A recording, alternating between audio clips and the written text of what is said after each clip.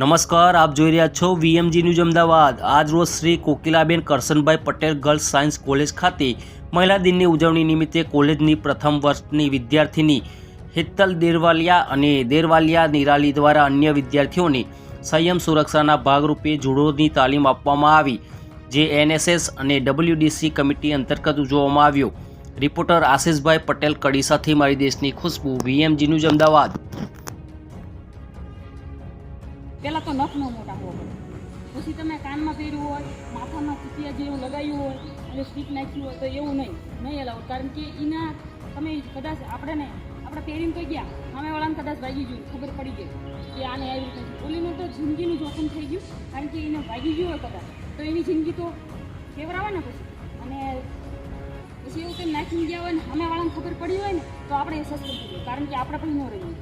એટલે એવું નાખીને પહેલો રૂલ્સ એમાં નહીં જવાનું। પછી નખ તો મોટા હોવા ન પડે, પછી નાકમાં દાણો નહીં, કાનમાં બુટ્ટી નહીં, એવું કંઈ નહીં પહેરવાનું, એવો રૂલ્સ છે। પછી પિન પણ નહીં લગાવવાની, બટન હોય ને તો બટનવાળું નહીં, એક ગોળ ગળાનું ટી-શર્ટ હોય ને એવું પહેરવાનું, કારણ કે એમાં કંઈ આવે નહીં।